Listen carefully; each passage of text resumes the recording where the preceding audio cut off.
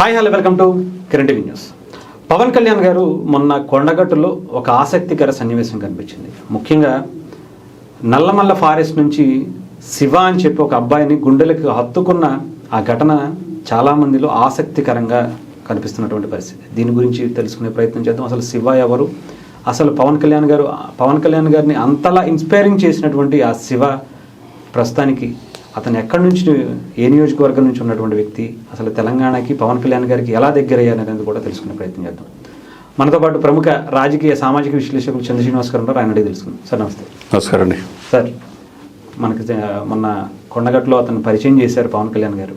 ఇతని గురించి గతంలో కూడా మాట్లాడినటువంటి సందర్భం ఉంది, యురేనియం తవ్వకాల గురించి.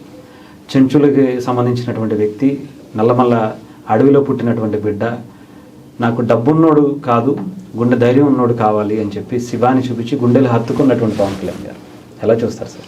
డెఫినెట్గా అండి. అంటే పార్టీకి ఒక లైనప్, అధికారంలో వస్తారా అనేది పక్కన పెడితే, సామాజికంగా ఈ ప్రకృతిని దోచేవాళ్ళు, దురాఘాతాలకు పాల్పడే వాళ్ళని, కబ్జాదారులని ధైర్యంతో బయటపడాల్సిన అవసరం ఉంది. అంతే కదా. ప్రజల చైతన్యవంతం అయినప్పుడే అది జరుగుతుంది. కాబట్టి ఆ పాయింట్ ఆఫ్ వ్యూ మీరు చెప్పినట్టు ఆ శివ అనే వ్యక్తి తెలంగాణ ప్రాంతానికి చెందిన వ్యక్తి. ఆయన అంతకుముందు అఖిలపక్ష మీటింగ్ పెట్టినప్పుడు ఆ రోజు రేవంత్ రెడ్డి గారు కూడా పవన్ కళ్యాణ్ గారి దగ్గరికి వచ్చారు. అది కూడా ఈ ఫోటోలు కూడా ఇప్పుడు కూడా వైరల్ అవుతూ ఉంటాయి. మరి అదే శివ అనే వ్యక్తి తన జాతి అభ్యున్నతి కోసం కావచ్చు, తన పుట్టిన గడ్డ కోసం కావచ్చు, లేకపోతే నాకెందుకులే ఈ సమాజం అని చెప్పేసి నా కుటుంబాన్ని చూసుకోవాలి ఆలోచన ఉంటే ఏదో గ్రూప్ 1 గ్రూప్ 2 చేసి ఉద్యోగం సంపాదించుకునేవాడు. కానీ సామాజిక స్పృహతో అతను ఈ యురేనియం వల్ల మా జీవితాలు ఇబ్బంది పెరుగుతున్నాయి సార్, ఇది దారుణం, ఇది ప్రమాదం అని చెప్పి చెప్పటం పవన్ కళ్యాణ్ వెంటనే అఖిలపక్ష మీటింగ్ పెడతాం. దాంట్లో హనుమంతరావు నిన్న పవన్ కళ్యాణ్ గారు చెప్పింది, శివన్ తీసుకొచ్చి ఈ గుండె ధైర్యం ఎక్కువ అని చెప్పేసి గుండె మీద చేసి ఆయన్ని భుజం మీద చేయటం అనేది నేటి తరం రాజకీయ నాయకులు ఎలా ఉండాలనే దానికి పవన్ కళ్యాణ్ గారు బెస్ట్ ఎగ్జాంపుల్. మీరు అతని జీవితం టర్న్ అయిపోయింది కదా, అలాంటి కుర్రాళ్ళని తయారు సాధించారు. అప్పుడు ఎంత సింపుల్గా ఉండేది అతను. అతనితో పాటు సర్పంచ్ ఎలక్షన్స్లో గెలిచాడు సార్, ఆ పిల్లడు గెలిచాడండి. Right, very good.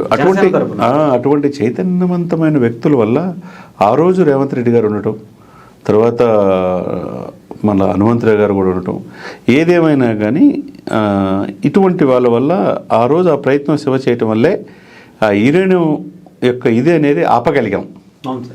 దానివల్ల లక్షల మందికి ఆరోగ్యం పరంగా కానీ అనేక రకాలు నల్లమల్ల అడవి ప్రాంతాన్ని, ఆ నల్లమల్ల అడవి ప్రాంతాల్లో కూడా ఈ సినిమా తీశారు కదండి. ఆ సినిమా రాము రాసిన పాట అది చూసాం. అతను చైతన్యవంతమైన పాటలు, సాహిత్యం తెలుసు కాబట్టి శివని మీరు ఆదర్శంగా తీసుకోవాలి. ఇటువంటి వాళ్ళు నాకు కావాలి, నియోజకవర్గానికి ఒక్కొక్కరు కావాలంటున్నాడు ఆయన. ఈ దేశానికి మంచి పౌరులు అందించాలని, అది డెడికేషన్తో చెప్పే మాట సార్. అది గుండె లోతుల్లో నుంచి వచ్చే మాట. కాబట్టి పార్టీలో పనిచేసేవాళ్ళు, దశాబ్దం పైన నడిచేవాళ్ళు ఆయన గుర్తించడు అనుకోవటం పొరపాటు. ఆయన అందరినీ గుర్తిస్తాడు, అన్నీ తెలుసు. సమయం, సందర్భం, వాళ్ళు పడిన కష్టాన్ని బట్టి డెఫినెట్గా మంచి రోల్ ఇచ్చే అవకాశం స్పష్టంగా కనబడుతుంది. ఓకే, అంతే కదా సార్? అవును సార్. సార్ ఏం పవన్ కళ్యాణ్ గారు ఎలాంటి వాళ్ళని సాధించారు, ఎలాంటి నాయకులను తయారు చేశారు అంటే ఈరోజు శివని చూపించవచ్చు. ఎక్కడో చిన్న యువకుడిగా, ఎక్కడో నల్లమల నుంచి మొదలైన తన ప్రస్థానం ఈరోజు ఒక సర్పంచ్గా, లేదంటే ఒక వార్డు మెంబర్గా తను ప్రస్థానం మొదలుపెట్టాడు. రేపు పొద్దున్న ఎక్కడి వరకు వెళ్తుందో మనం వేచి చూడడం కూడా కష్టం. Right sir, thank you sir.